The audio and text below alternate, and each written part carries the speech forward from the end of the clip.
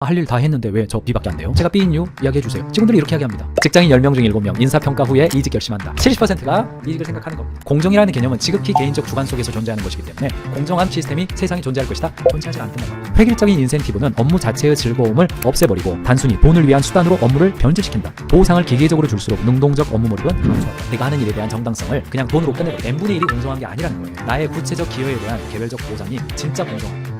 연말에 평가 어떻게 해야 될지 굉장히 고민하십니다. 평가 시즌만 되면 제가 할 일 다 했는데 왜 저 B밖에 안 돼요? 직원들이 이렇게 이야기합니다. 제가 B인 이유 이야기해주세요. 이런 이야기에 막 상상만 해도 머리 아프죠. 그래서 대기업 인사팀 출신 뽑아놔도 아이고 우리 회사 공정한 인사평가 시스템 가지고 있습니다. 됩니까? 안 그래요. 구글의 HR 출신이다, 삼성 HR 출신이다, 마이크로소프트사에서 HR 매니저를 몇 년 했다, 그분 데려와가지고 우리 회사의 평가 시스템 해보세요.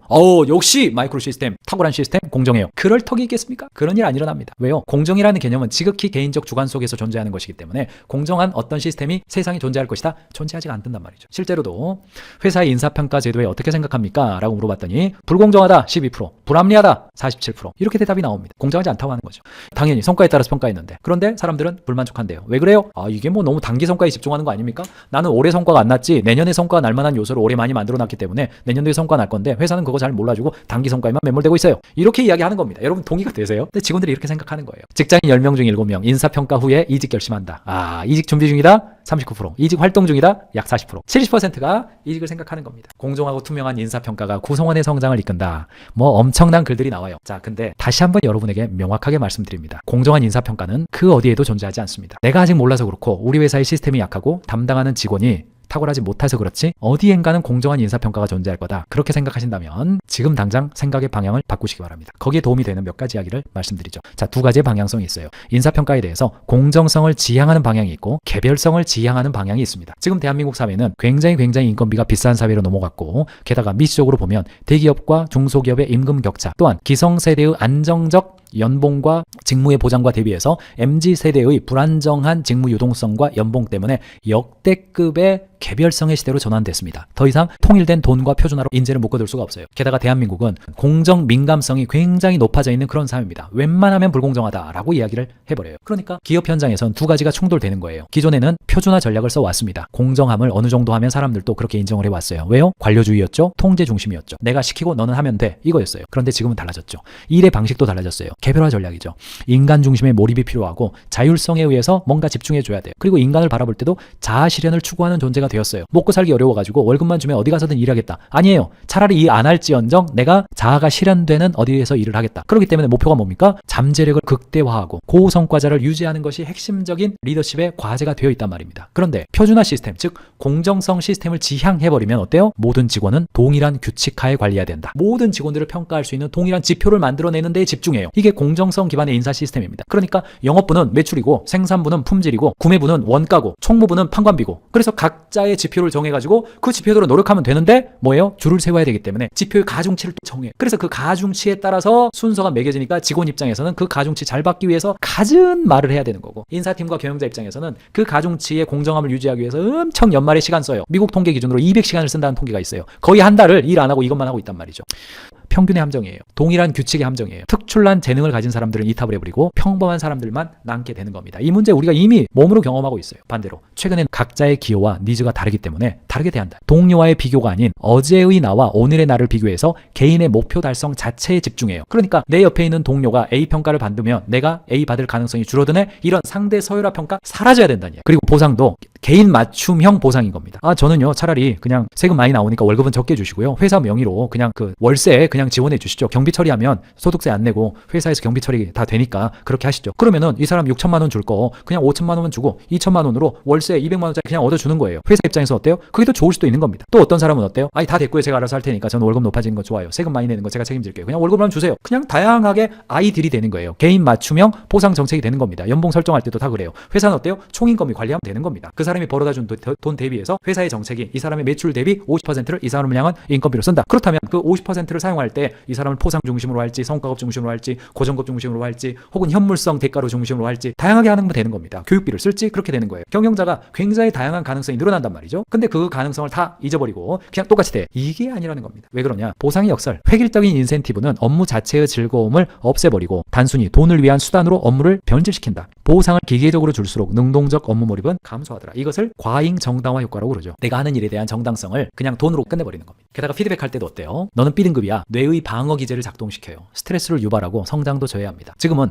정보 기반 피드백, 있는 그대로의 사실, 이끄사로 하셔야 돼요. 있는 그대로의 사실로 야 너는 강점이 이런 것 같아. 지난번에 일하는 걸 보니까 이거 잘하더라. 그래서 앞으로 이렇게 좀 해주면 좋겠어. 이렇게 말해야 뇌의 보상 충축, 그러니까 학습 성과와 성장을 견인하는 선조체의 자극이 있어요. n분의 1이 공정한 게 아니라는 거예요. 나의 구체적 기여에 대한 정확하고 개별적 보상이 진짜 공정함이에요. 그러니까 연말이 되면 직원들을 어떤 기준에 의해서 줄 세우려고 하지 마시고 뭐 하셔라? 1대1로 만나셔라. 개별화를 하셔라. 그 사람이 마음속에 가진 생각이 어느 정도고 그가 마음속에 가지고 있는 내년도에 대한 방향성 3가지입니다. 1번 강점, 2번 방향성, 3번 3개월 이내의 성과. 요거로 보시면 돼요. 내가 보니까 이거 잘하는 것 같아. 또 뭐 하고 싶어요? 그거 하고 싶어요. 우리 회사에서 그런 기회가 주어질 것 같은데 내년 가을에는 좀 가능할 것 같은데 그래도 어쨌든 내년 1, 2, 3월 달 우리가 3개월 정도가 목표 관리 기본 개념이니까 내년 3월 말까지는 어떤 정도 성과에 좀 집중하고 싶어요. 내가 어떤 결과를 원할 수 있어요? 이거 이야기하죠. 강점, 비전, 성과. 이 3가지 이야기하시면 되는 겁니다. 다 이 이야기예요.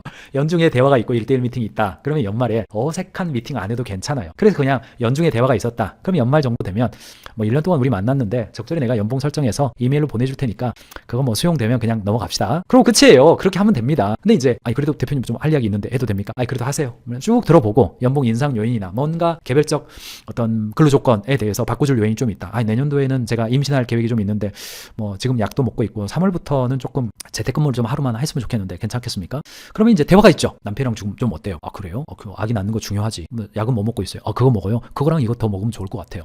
3월달에 재택근무하는데 그 전까지 어떻게 하면 문제 없이 재택근무 하더라도 다른 동료들 불편하지 않게 하는 거 중요하잖아요. 어떻게 하면 좋겠어요? 대화를 해야죠. 그리고 오케이 한번 해봅시다. 그러면 3월달에 바로 하지 말고 2월달에 하루나 이틀 정도 테스트 삼아서 해보고 주변 사람들 피드백 받아서 3월 되기 전에 나한테 재택근무 계획서 딱 주세요. 그러면 그 그라운드를 우리에 의해서 일단은 한 6개월 정도만 해보고 6개월 지난 다음에는 제로로 가는 거예요. 그리고 다시 한번 해봅시다. 대화가 있어야 될 거 아닙니까? 공정성은 대화에 의해서 나오지 숫자에 의해서 나오는 게 아니다. 개별성이 곧 성과입니다. 그러면 이제 결과적으로 뭘 성과로 할 거냐? 그래서 이제 KPI가 나온 겁니다. 이 KPI를 1대1로 만나서 꽉 잡아라. 목표 달성을 위해서 관리해야 될 핵심 지표인 겁니다. 영업, 물류, 생산부, 목표나 숫자에 도달하는 것이 가장 중요한 조직들이 KPI가 좋아요. KPI를 통해서 연말 평가한다. 그러면 딱 3번 하시면 돼요. 1번 연초에 KPI 합의서 작성하는 겁니다. 내가 내야 될 성과는 이거고 연중에 이런 지표로 갈 거고 한번 해보겠습니다. 그리고 반기 끝나면 반기 골드 미팅 하면 됩니다. 6월달에 하시면 돼요. 달성도 리뷰하고 바꿔줄 거 있다. 그럼 좀 바꿔주면 되는 거예요. 그리고 연말에 1년 결산해서 평가에 반영하는 방식이 KPI 방식이에요. 근데 이게 지금 잘 안 되죠. 그래서 OKR이 나온 겁니다. 첫 번째, OKR은 나침반 같은 거예요. KPI는 계기판이라면 OKR은 나침반이에요. KPI는 계속 계기판을 봐야 돼. 그리고 벗어나면 안 돼요. OKR은 뭐예요? 나침반이 있고 저기에 봉우리를 가야 돼. 근데 가는 과정은 돌아서 갈 수도 있고 뭐 이렇게 하는 겁니다. 그러니까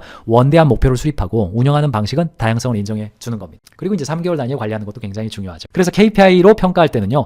달성 점수 당연히 있습니다. KPI랑 똑같아요. 거기에 OKR은 도전 점수라는 게 좀 있어요. 그래서 도전을 많이 했는데 달성률이 떨어져요. 그러면 도전 점수를 최대치로 주는 겁니다. 반대로 OKR이라고 했는데 보니까 KPI 소려워. 그냥 될 것 적었어요. 그럼 도전 점수를 낮게 주는 거죠. 그래서 도전율을 높일 수 있도록 OKR 평가를 이렇게 하는 경우도 있습니다. OKR은 최소한 분기에 한 번씩은 미팅하도록 하는 겁니다. 그래서 연말이 좀 스무스하게 넘어가도록 하는 거죠. KPI하고 OKR의 차이가 있다. 차이 뭐 여러 가지가 있겠습니다만 KPI는 통상 이제 평가를 위해서 하는 경우가 있죠. 결과를 맞춰라 이렇게 되는 거고 OKR은 도전주의라고 부릅니다. KPI가 평가주의라면 OKR이 도전주의라고 부르고 새롭게 한번 해보자. 뭐 이런 측면이 있어요. KPI는 주기가 1년 단위로 하고요. 피드백이 연초, 연중, 연말 3번입니다. 근데 OKR은 3개월 주기로 세우고 피드백은 주 1회 계속 이때 피드백이라 하는 것은 수시적인 미팅을 의미해요. 수시로 계속해서 이야기하도록 하는 것이 OKR이 가지고 있는 특징이다. 이렇게 보시면 되겠고 KPI는 통상 탑다운으로 많이 운영이 됩니다. KPI도 바텀업 앤 탑다운 합니다. 그런데 아무래도 KPI를 운영하면 탑다운으로 합니다. 회사 전체 목표 수립하고 알로케이션 쫙 하고 개인 너 맡어 이거 잘해야 1등 줄 거야. 뭐 이렇게 되는 거죠. 반대로 OKR은 도전성을 중요하게 생각하기 때문에 상부에서는 방향성만 제시하고 아래에서 OKR은 구체적으로 제시하고 컨펌하는 그런 구조로 가기도 하는 겁니다. 그래서 이제 결과적으로 평가할 때는 역량평가, KPI 평가, OKR 평가 3가지가 다 존재한다 이렇게 볼 수 있겠고 이제 가인지 평가입니다. 가치평가, 인재평가, 지식평가. 그래서 가치평가 안에는 이제 핵심 습관 평가입니다. 6가지의 핵심 가치를 가지고 있는데 거기에 따라서 핵심 습관들이 있어요. 그거를 얼마나 잘 실천했는지를 평가합니다. 이거는 동료 평가입니다. 눈에 보이니까. 두 번째 평가가 역량 평가가 있습니다. 이제 조직 역량과 전문 역량이죠. 컨설턴트니까 팀장이 되고 또 센터장이 될 때의 리더십에 대한 평가, 전문 역량 평가. 이거는 리더가 평가합니다. 이렇게 있어요. 그리고 이제 마지막 3번째가 지식 평가에 뭐가 있냐면은 성과 평가가 순서가 여기에 있어요. 그래서 성과평가는 다시 정량지표와 정성지표, 자료를 통해서 객관화될 수 있는 지표, 정량평가, 정성지표 이렇게 평가를 합니다. 그런데 이런 평가 제도를 가지고 있는 곳들은 객관적 데이터를 기반으로 해서 대화를 해야 이게 편향에 가지 않을 수 있습니다. 근데 이거 없다. 괜찮습니다. 그래도 뭐는 하시라고요? 원오원 미팅은 하시라는 겁니다. 1대1 미팅을 하셔서 올해 좀 이랬지? 이게 좀 힘들었는데 지난번에 좀 고마웠어요. 뭐 내년은 좀 어때요? 강점, 비전, 성과 요 세 가지 기준으로 하시면 됩니다.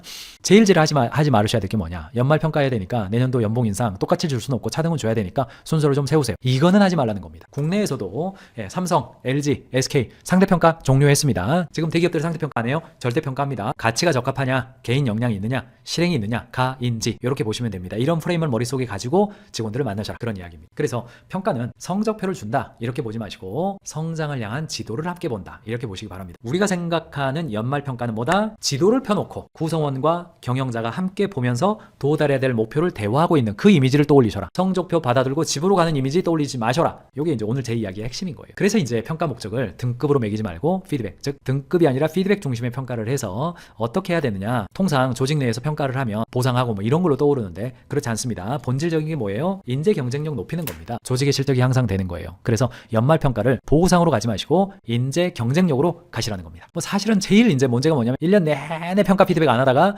연봉 재계약 시즌 되니까 밀려가지고 아이고 얼른 이리 와봐 잠깐 만나자. 이게 이제 이른바 서프라이즈 평가. 제일 안 좋습니다. 평가 시기 외에도 평가자와 성과에 대한 대화를 활발히 나눈 직원은 직원 평가가 공정하다고 느낍니다. 85.71%예요. 반대가 문제인 겁니다.